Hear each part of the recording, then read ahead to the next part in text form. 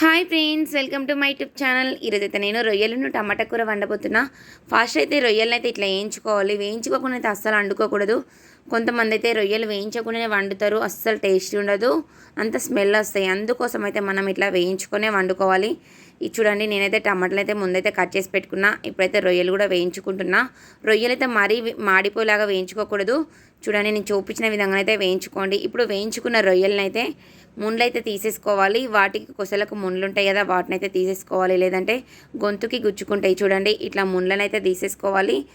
నేను ఈ ముళ్ళు లేని రొయ్యలు కూడా తీసుకొస్తా, కానీ ఈరోజు ఈ ముళ్ళున్న రొయ్యలు తీసుకొచ్చిన. ముళ్ళు లేని రొయ్యలు ఆ రోజు మార్కెట్లో రాలేదు, అందుకోసం అయితే నేను ముళ్ళున్న రొయ్యలు అయితే తీసుకొచ్చిన. ముళ్ళు లేని రొయ్యలు అయితే ఇంకా బాగుంటాయి, మెత్తగా ఉంటాయి అవి.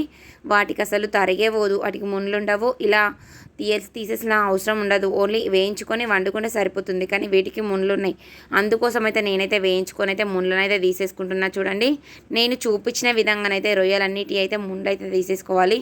ఇట్లా అన్నిటి అయితే ముండ్లు తీసేసుకుంటేనే మనకి రొయ్యల కూర అనేది టేస్టీగా ఉంటుంది, ముండ్లు గుచ్చకుండా ఉంటాయి. చూడండి, నేనైతే మొత్తం అయితే అన్నిటి అయితే ముండ్లు అయితే తీసేసుకుంటున్నా. ఇట్లా అన్ని ముండ్లు తీసేసుకున్న తర్వాతనైతే రొయ్యలన్నింటిని ఒక గిన్నెలో వేసుకొని కొన్ని వాటర్ పోసుకొని అయితే ఉప్పు వేసి పెట్టుకోవాలి. ఉప్పు వేసి పెట్టుకున్నాం అనుకో, రొయ్యలకున్న డస్ట్ దుమ్ము అంతా పోతుంది. చూడండి, నేనైతే ఉప్పు వేసి పెట్టుకొని ఇప్పుడైతే స్టవ్ పైన గంజు పెట్టుకుని అయితే తగినంత నూనె వేసుకొని ఆవాలు, జీలకర్ర, కొద్దిగంత కరివేపాకు, 2-3 పండుమిర్చి ముక్కలు, ఉల్లిపాయ ముక్కలు అయితే వేసుకుంటున్నా. అవైతే మంచిగా ఫ్రై కావాలి. చూడండి, ఉల్లిపాయ ముక్కలను పండుమిర్చి ముక్కలు అయితే మంచిగా ఫ్రై అయ్యేదాకా అయితే నేనైతే పసుపు వేసుకుంటలేను. నేను ప్రతి ఏ కర్రీ వండినా కూడా ఉల్లిగడ్డలు, పచ్చిమిర్చి ముక్కలు మంచిగా ఫ్రై అయినాకనే పసుపు వేసుకుంటా. ఇప్పుడైతే పసుపు వేసుకున్నాకనైతే కొద్దిగంతసేపు నూనెలో ఫ్రై అయినాకనైతే ఇప్పుడైతే టమాటా ముక్కలు వేసుకుందాం. ముందైతే రొయ్యలు అయితే అస్సలు వేసుకోవద్దు, ఎందుకంటే వాటిని వేయించుకున్నాం, ఆల్రెడీ వాటర్లో ఉప్పు వేసి నానబెట్టుకున్నాం కాబట్టి ముందు టమాటాలు ఉడకాలి. కాబట్టి మనమైతే ముందు టమాటాలు వేసుకుందాం. చూడండి, టమాటాలు అయితే మంచిగా ఉడికేదాకనైతే అస్సలు రొయ్యలు వేయద్దు. నేనైతే పైన వాటర్ పెట్టుకుని అయితే ఉడికించుకున్నా.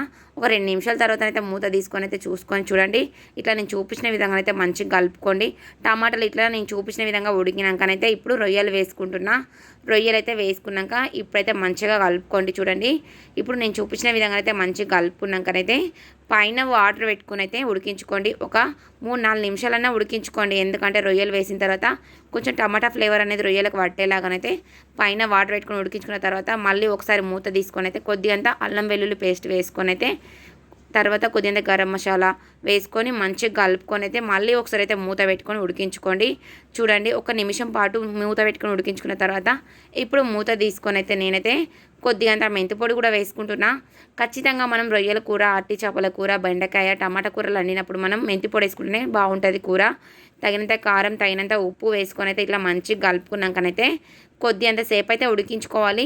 ఇట్లా ఉప్పు కారం వేసుకున్నాకనైతే పైన వాటర్ పెట్టుకుని అయితే ఖచ్చితంగా ఉడికించుకోవాలి, లేదంటే కారం అనేది టమాటా ముక్కలకు పట్టదు. చూడండి, నేనైతే పైన వాటర్ పెట్టుకుని అయితే ఒక 2-3 నిమిషాలను ఉడికించుకున్న తర్వాతనైతే మూత తీసుకొని లాస్ట్లో కొత్తిమీర అయితే వేసుకుంటున్నా. కొత్తిమీర అయితే కొద్దిగా ఎక్కువనే వేసుకుంటున్నా. మనకు కొత్తిమీర ఎంత ఎక్కువ వేసుకుంటే అంత టేస్టీగా ఉంటుంది. చూడండి, నేనైతే టమాటా రొయ్యలని కొంచెం ఎక్కువనే వేస్తున్నాను. నాన్ వెజ్ కూరలలో అయితే మనం కొత్తిమీర ఎక్కువనే వేసుకుంటాం కదా, అందుకోసం అయితే నేను కొత్తిమీర అయితే కొంచెం ఎక్కువనే వేసిన.